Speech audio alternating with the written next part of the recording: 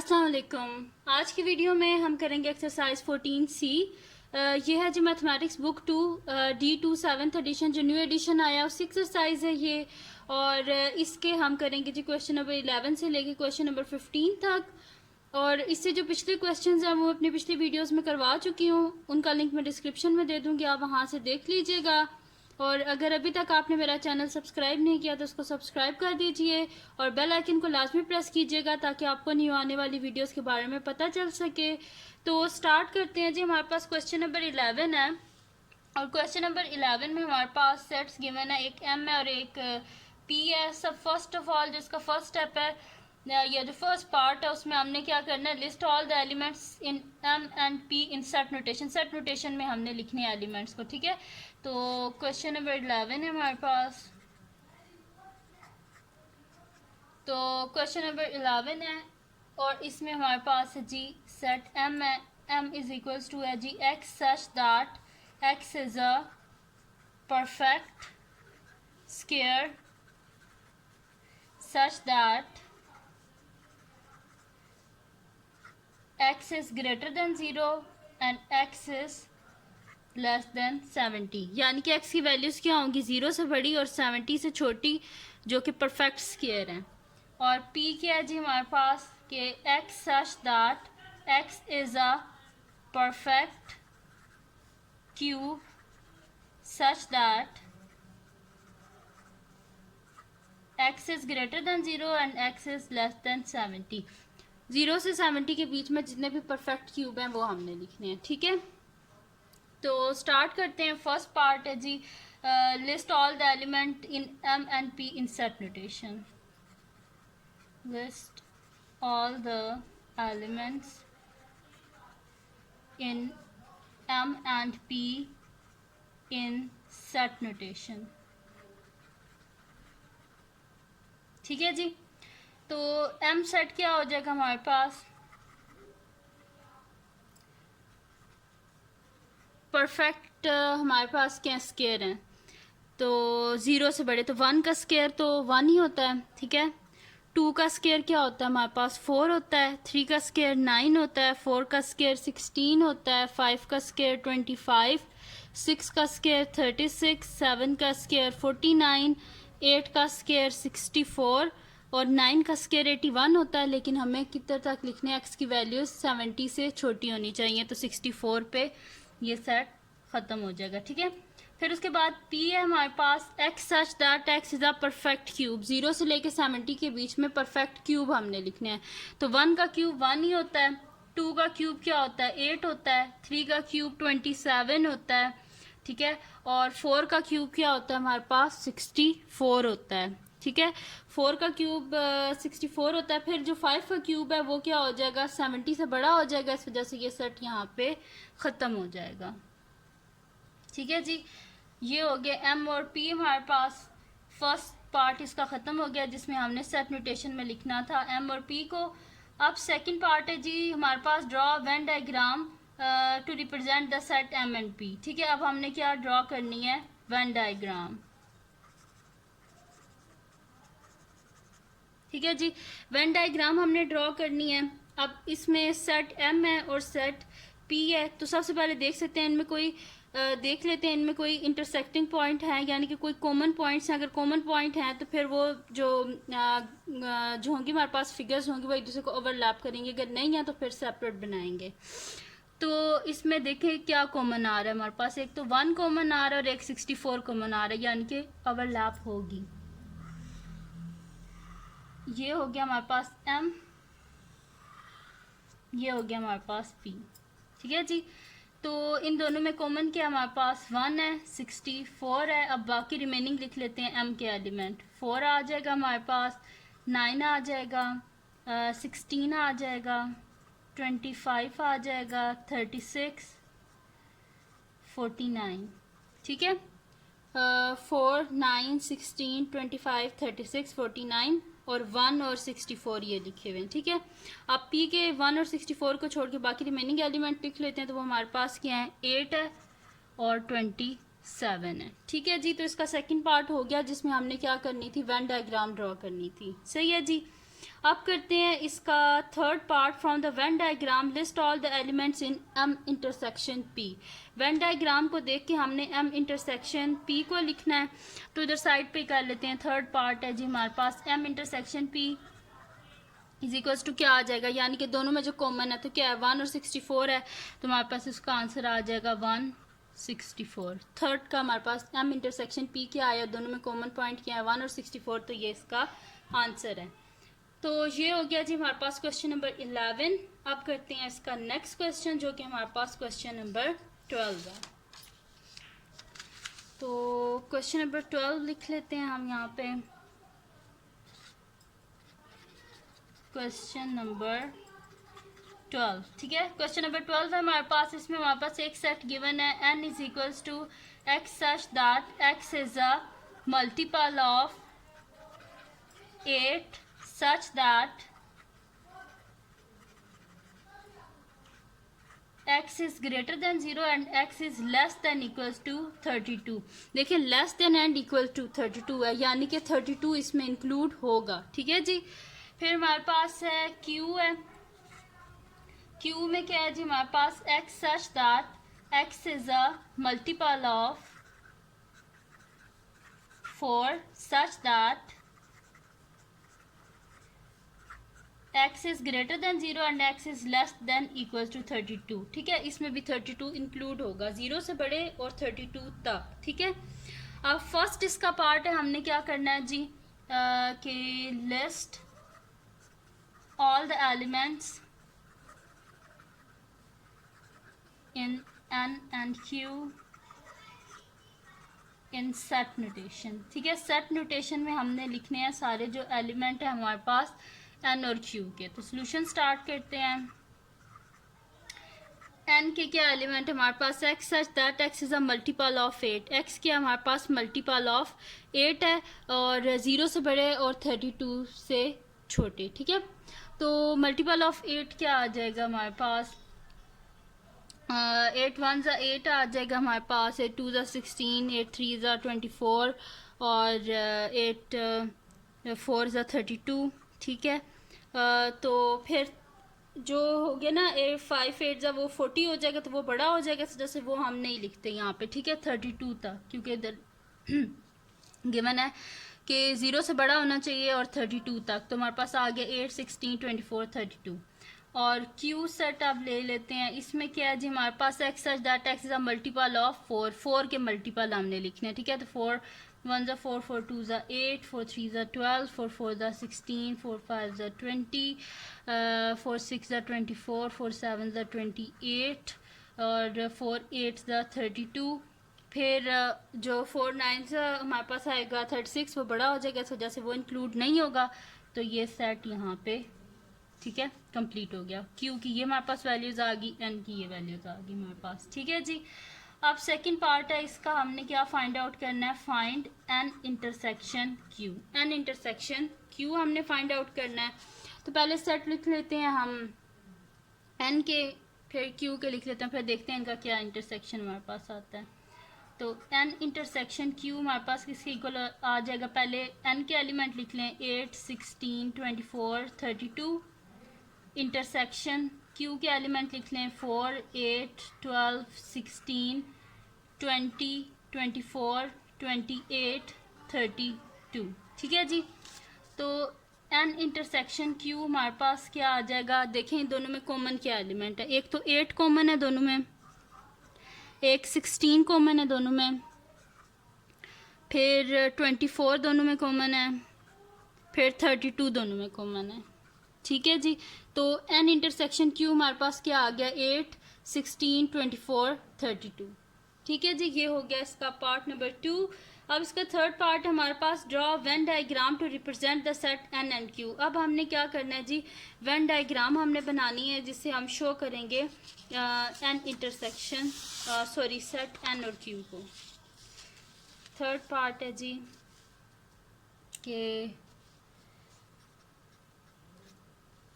Draw Venn diagram,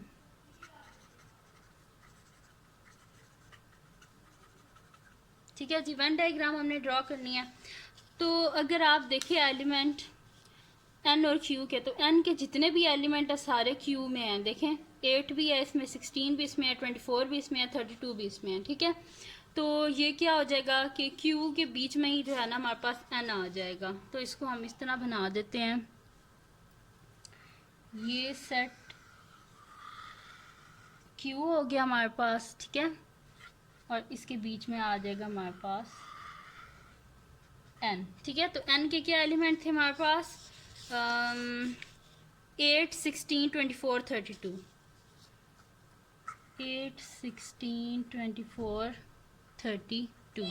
और Q के जो बाकी रिमेनिंग एलिमेंट है वो हम लिख लेते हैं। वो क्या हमारे पास 4, 8, 12, 16, सॉरी 4, एक हमारे पास 4 आ जाएगा, 8 इसके बीच में ही है। ठीक है, फिर हमारे पास क्या आ जाएगा, 12 आ जाएगा। फिर 12 के बाद हमारे पास है जी 16 इसमें आ गया है। ठीक है, हमारे पास क्या आ जाएगा, 20 आ जाएगा।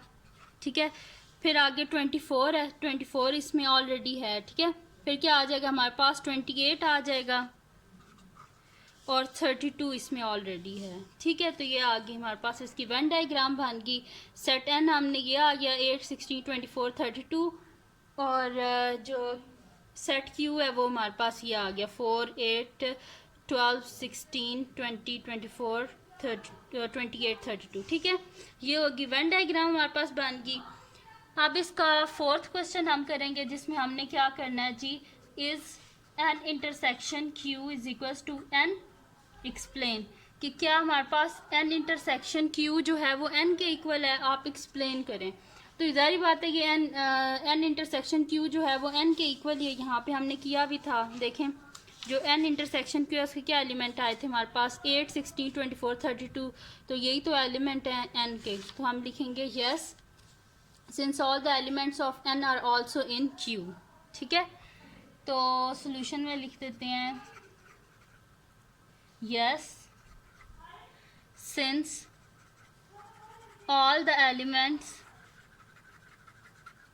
of n are also in q। ठीक है, since all the elements of n are also in q, तो जाहिर बात है फिर n इंटरसेक्शन q n के इक्वल ही है। ठीक है, तो ये हो गया जी इसका क्वेश्चन नंबर 12। अब हम करते हैं इसका नेक्स्ट क्वेश्चन, जो कि हमारे पास क्या है, क्वेश्चन नंबर 13। ठीक है, स्टार्ट करते हैं क्वेश्चन नंबर 13। क्वेश्चन नंबर 13 में हमारे पास गिवन है दो सेट हैं। एक हमारे पास है r इज इक्वल्स टू है जी x such that x is a positive integer and a factor of 18। ठीक है, x हमारे पास क्या पॉजिटिव इंटीजर और फैक्टर ऑफ 18 है, और s क्या है जी हमारे पास x such that x is a composite number between 9 and 18। ठीक है, s क्या हमारे पास कंपोजिट नंबर है बिटवीन 9 एंड 18। कंपोजिट नंबर वो होते हैं जो कि उनका एक तो मल्टीपल 1 होता है, ठीक है, खुद होते हैं, और एक कोई और भी नंबर हो सकता है। ठीक है, तो इसमें कंपोजिट वो होते हैं हमारे पास, ठीक है, 1 के अलावा और भी कोई इनका फैक्टर हो सकता है। ठीक है, जैसे 14 है, 7 2 14 होता है, तो वो कंपोजिट नंबर है। अब यहाँ पे हमारे पास क्या है, r is equals to x such that x is a positive integer and a factor of 18। 18 के फैक्टर्स हमने लिखने हैं कि 18 के क्या क्या फैक्टर्स हैं। ठीक है, तो स्टार्ट करते हैं क्वेश्चन नंबर 13। तो ये आ जाएगा हमारे पास, फर्स्ट पार्ट है इसका कि list all the element in r and s in set notation, कि r और s के हमने एलिमेंट लिखने हैं सेट नोटेशन में। तो डायरेक्ट सोल्यूशन ही स्टार्ट करते हैं इसके फर्स्ट पार्ट का सोल्यूशन। तो ये आ जाएगा जी हमारे पास, r क्या आ जाएगा कि x such that x is a positive integer and a factor of 18। तो 1 18 सा भी 18 होते हैं, 2 9 सा 18 होते हैं, तो हमारे पास ठीक है 6 3 6 सा 18 होते हैं, 6 3 सा 18 होते हैं, 9 2 सा 18 होते हैं, और 18 1 सा 18 होते हैं। ठीक है, हमने लिखने थे फैक्टर्स ऑफ 18। ठीक है, आर सेट कंप्लीट हो गया। फिर एस है हमारे पास, x such that x is a composite number between 9 and 18। 9 और 18 के बीच में कंपोजिट नंबर हमने लिखने हैं। तो 9 के बाद क्या आता है? 10। 10 देखें कंपोजिट नंबर है क्योंकि 2 5 ज़ा 10 होता है, ठीक है। इसी तरह 5 2 ज़ा 10, तो यानी कि 1 के अलावा इसके और भी फैक्टर्स हैं। तो 10 एक आ गया हमारे पास कंपोजिट नंबर। फिर 11 होता है, 11 प्राइम नंबर है, वो कंपोजिट नंबर नहीं है। फिर 12 आता है, 2 6 ज़ा 12 होते हैं, ठीक है, तो ये भी आ गया कंपोजिट नंबर में। 14 आ जाता है हमारे पास, 2 7 ज़ा 14 या 7 2 ज़ा 14, ठीक है। फिर 15 3 5 ज़ा 15, 5 3 ज़ा 15, ये आ गया। 13 बीच में कंपोजिट नहीं क्योंकि 13 अपने टेबल में ही आता है, ठीक है। फिर हमारे पास आ जाता है 16 आ जाता है, ठीक है। और 16 के बाद क्या आता है? 17। और 17 के हमारे पास प्राइम नंबर है, ठीक है, वो उसका मल्टीपल सिर्फ 1 है और वो खुद है। और फिर हमने करना क्या था? नंबर लिखने थे 9 और 18 के बीच में, तो 18 तो इंक्लूड नहीं होगा, इस वजह से ये कंप्लीट हो गया सेट हमारे पास, ठीक है। तो आर के एलिमेंट आ गए हमारे पास 1 2 3 6 9 18, और एस के एलिमेंट आ गए हमारे पास 10 12 14 15 16, ठीक है जी। अब इसका हमने करना है सेकंड पार्ट। सेकंड पार्ट क्या है हमारे पास के find N intersection, sorry, R intersection S, ठीक है। सेकंड पार्ट है इसका जी हमारे पास कि हमने फाइंड आउट करना है फाइंड आर इंटरसेक्शन एस, ठीक है, और एक्सप्लेन भी करना है हमने। फिर तो सॉल्यूशन स्टार्ट करते हैं। आर इंटरसेक्शन एस क्या आ जाएगा पहले तो देखते हैं हम। R intersection S is equals to, देखें इसमें 1 है, इसमें 1 नहीं है, इसमें 2 है, इसमें 2 नहीं है, इसमें 3 है, इसमें 3 नहीं है, इसमें 6 है, इसमें 6 नहीं है, इसमें 9 है, इसमें 9 नहीं है, इसमें 18 है, इसमें 18 नहीं है, यानी कि इसमें कुछ भी कॉमन नहीं है। तो आर इंटरसेक्शन एस क्या आ जाएगा हमारे पास? एम्प्टी सेट आ जाएगा, यानी कि कुछ भी नहीं। एम्प्टी सेट लिख लें या फिर फाइल लिख दें, एक ही बात है, ठीक है। तो इसकी एक्सप्लेनेशन में हम लिखेंगे since R and S do not share any common element, ठीक है, इस वजह से ये एम्प्टी सेट है, ठीक है। तो हम लिखेंगे since R and S do not share any common elements, ठीक है। आर इंटरसेक्शन एस हमारे पास एम्प्टी सेट है क्योंकि आर और एस में कोई कॉमन एलिमेंट नहीं है, ठीक है जी। तो ये हमारे पास इसका सेकंड पार्ट हो गया। अब इसका थर्ड पार्ट हमने करना है draw Venn diagram to represent set R and S. अब हमने थर्ड पार्ट में क्या करना है जी? वेन डायग्राम ड्रॉ करनी है, सॉरी, वेन डायग्राम। तो ये आ गया जी हमारे पास सेट आर, और ये आ गया जी सेट एस। क्योंकि ओवरलैप इस वजह से नहीं हुआ क्योंकि इन दोनों में कोई कॉमन नहीं है। तो ये सेट आर है हमारे पास और ये सेट एस है। तो आर क्या हमारे पास 1 2 3 6 9 18, और एस क्या था हमारे पास 10 12 14 15 16, ठीक है। तो ये आ गया हमारे पास आर और एस 1 2 3 6 9 18 और 10 12 14 15 16, ठीक है। तो ये हो गया जी कि यहाँ पे हमारे पास क्वेश्चन नंबर 13 कंप्लीट, जिसमें हमारे पास 3 पार्ट्स थे। एक तो फर्स्ट था आर और एस को सेट नोटेशन में लिखना था, सेकंड पार्ट में आर इंटरसेक्शन एस बताना था, और थर्ड पार्ट में वेन डायग्राम ड्रॉ करनी थी। अब करते हैं जी इसका नेक्स्ट क्वेश्चन। अब नेक्स्ट पेज ले लेते हैं, इस पे हम करते हैं क्वेश्चन नंबर 14 एंड 15 करेंगे, ठीक है। तो क्वेश्चन नंबर 14 है अब हमारे पास। क्वेश्चन नंबर 14 है जी हमारे पास कि हमारे पास सेट गिवन है, एक टी है, ठीक है। टी के हमारे पास x such that x is a multiple of 4 such that x is greater than 0 and x is less than 16। T है जी हमारे पास x such that x is a multiple of 4 such that x is greater than 0 and x is less than 16। और एक set u है हमारे पास, वो क्या है? x such that x is a positive integer and a factor of 24, ठीक है। x के हमारे पास पॉजिटिव इंटीजर है, फैक्टर ऑफ 24 है। तो फर्स्ट पार्ट है list all the element in t and in u in set notation. First है जी, हमने t और u के जो एलिमेंट है इनको सेट नोटेशन में लिखना है। तो सोल्यूशन स्टार्ट करते हैं। तो t सेट है हमारे पास x such that x is a multiple of 4 and x is greater than 0 and x is less than 16, यानी कि 0 और 16 के बिटवीन में जितने भी 4 के एलिमेंट्स हैं, मल्टीपल हैं सॉरी, वो हमने लिखने हैं, ठीक है। तो 4 1 4 होते हैं, 4 2 8 होते हैं, 4 3 12 हो गए हमारे पास, एंड 4 4 16 होते हैं, लेकिन हमने 16 से छोटे लिखने हैं, तो इस वजह से ये यहाँ पे ख़त्म हो गया।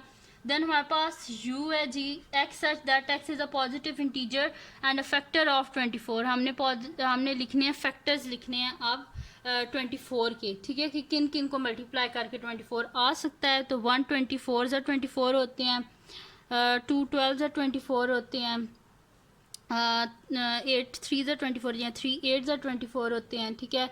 फिर 4 की टेबल में भी 24 आता है हमारे पास, ठीक है। 6 4 ज़ा 20 या 4 6 ज़ा 24 बोल लें।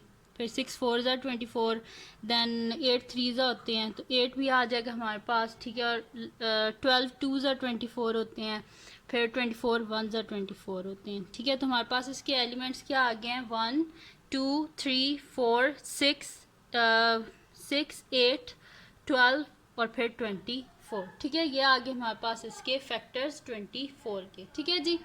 ये हो गया इसका फर्स्ट पार्ट कंप्लीट। अब इसका सेकंड है जी, ड्रॉ द वेन डायग्राम।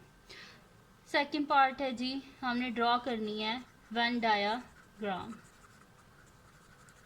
तो वेन डायग्राम में अगर आप देखें तो टी जो है, टी के सारे एलिमेंट यू में है, 4 भी इसमें है, 8 भी इसमें है, 12 भी इसमें है, ठीक है। तो ये फिर यानी कि यू के अंदर ही हमारे पास टी आ जाएगा। तो ये हमारे पास है जी यू, और ये आ गया हमारे पास टी। तो टी के क्या एलिमेंट है हमारे पास, 4 8 12, और यू के एलिमेंट है हमारे पास 1 2 2 है जी। उसके बाद आ जाएगा हमारे पास 3 आ जाएगा, 4 इसके अंदर है, तो फिर हमारे पास 6 आ जाएगा, 8 इसके अंदर है, और 12 इसके अंदर है, तो हमारे पास 24 आ जाएगा, ठीक है। तो ये बन गया हमारे पास पूरा, ठीक है, जिसमें हमारे पास है जी 4 8 12, ठीक है। तो ये आ गया हमारे पास वेन डायग्राम हमने बना लिया, ठीक है। तो यू के बीच में जो है टी के सारे एलिमेंट्स हैं, तो देखें 1 2 3 4 6 8 12 24, तो 1 2 3 4 6 8 12 24, ठीक है। तो ये बन गई जी हमारे पास वेन डायग्राम। अब इसका जी थर्ड पार्ट है हमारे पास, from the Venn diagram find T union H. तो वेन डायग्राम को देख के हमने क्या करना है जी, टी यूनियन एच करना है हमने, ठीक है। तो टी यूनियन एच साइड पे कर लेते हैं हम यहाँ पे थर्ड पार्ट।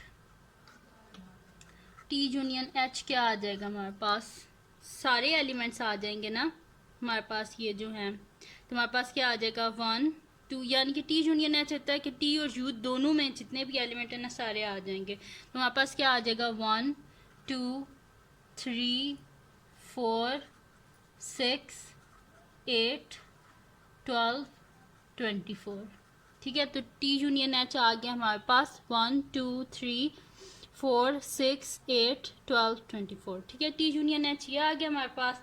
अब इसका 4 पार्ट है जी हमारे पास कि इस T union H is equal to U, कि क्या टी यूनियन एच हमारे पास यू के इक्वल है। तो उसका सोल्यूशन स्टार्ट करते हैं। फोर्थ पार्ट है, तो उसके सोल्यूशन में हम लिखते हैं कि उनने बोला कि क्या टी यूनियन एच यू के इक्वल है। तो आप देखें टी यूनियन एच क्या आया हमारे पास, यू के इक्वल ही है ना। तो हम यहाँ पे लिखेंगे yes since all of the element of T R also in you. Yes since all the elements of T R also in you, ठीक है। Yes since all the elements of T R also in you, तो हम कहेंगे कि T union H हमारे पास क्या है, you के इक्वल ही है। सही है जी। ये हो गया इसका क्वेश्चन नंबर 14। अब हम करते हैं इसका नेक्स्ट क्वेश्चन, जो कि हमारे पास क्या है, क्वेश्चन नंबर 15। तो हम यहाँ पे लिखते हैं अब क्वेश्चन नंबर 15।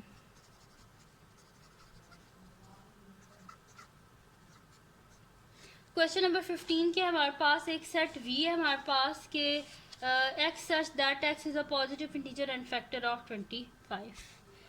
तो V क्या है जी हमारे पास x such that x is a positive integer and a factor of 25। ठीक है, ये हमारे पास। और W क्या है हमारे पास x such that x is a multiple of 6 such that x is greater than 0 and x is less than 25। तो first part है इसका, list all the elements in U list all the elements in V and W in set notation. V और W के जो elements है इनको हमने set notation में लिखना है। फर्स्ट पार्ट है दी सेट नोटेशन में लिखना है। तो सोल्यूशन स्टार्ट करते हैं। V के हमारे पास x such that x is a positive integer and a factor of 25। Positive integer और फैक्टर्स ऑफ 25। ठीक है, तो फैक्टर्स ऑफ 25 के हमारे पास 1 25 ज़ा 25 होते हैं, 5 5 ज़ा 25 और 25 1 ज़ा 25। ये हो गया जी सारे फैक्टर्स आगे 25 के। और W के क्या फैक्टर, W के हमारे पास x such that x is a multiple of 6 such that x is greater than 0 and x is less than 25। 0 और 25 के बीच में जितने भी 6 के फैक्टर्स हैं उनको हमने लिखना है। तो 6 1 ज़ा 6, 6 2 ज़ा 12, मल्टीपल सॉरी लिखने, फैक्टर्स नहीं लिखने, मल्टीपल लिखने। 6 1 ज़ा 6, 6 2 ज़ा 12, 6 3 ज़ा 18, 6 4 ज़ा 24 और 6 5 ज़ा 30 होते हैं। तो वो इसमें इंक्लूड नहीं होगा क्योंकि हमारे क्या गिवन क्या हमारे पास के x की जो वैल्यूज़ हैं वो लेस देन 25 होनी चाहिए। ठीक है, तो ये सेट कंप्लीट हो गया यहाँ पे। तो v की वैल्यू आ गई हमारे पास 1 5 25 और w की वैल्यू आ गई हमारे पास 6 12 18 24। अब इसका जी हमारे पास सेकंड पार्ट है कि draw Venn diagram. When diagram, ठीक है, वेन डायग्राम हमने ड्रॉ करनी है। तो देखें सबसे पहले हम देखते हैं कि क्या जो इनकी वेन डायग्राम है वो एक दूसरे को ओवरलैप करेगी। अगर कॉमन हुआ बीच में कोई भी एक भी एलिमेंट तो होगी, वरना जो है अलग-अलग सेट्स बनेंगे। ठीक है, देखेंगे क्या हमारे पास 1 है, इसमें नहीं है, इसमें 5 है, इसमें 5 नहीं है, इसमें 25 है, इसमें 25 नहीं है, यानी कि दोनों बिल्कुल डिफरेंट है। तो फिर इनकी वेन डायग्राम हमारे पास किस तरह बनेगी, ये हो गया हमारे पास V और ये हो गया हमारे पास W। तो V के क्या एलिमेंट थे हमारे पास 1 5 25 और W के क्या एलिमेंट है हमारे पास 6 12 18 24। ठीक है, तो ये इसकी बन गई वेन डायग्राम। अब इसका थर्ड पार्ट है जो हमारे पास के from the Venn diagram find V union W। When diagram को देख के हमने V यूनियन W लिखना है। ठीक है, तो थर्ड पार्ट का सोल्यूशन करते हैं।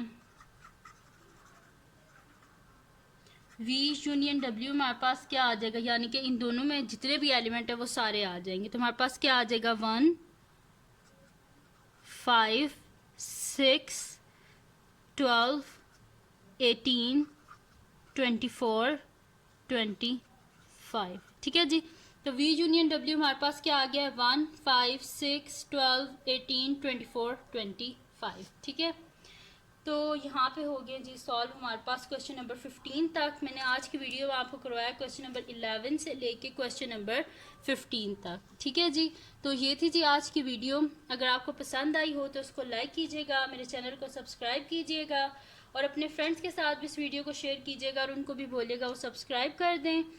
और दुआओं में याद रखिएगा। अल्लाह हाफ़िज़।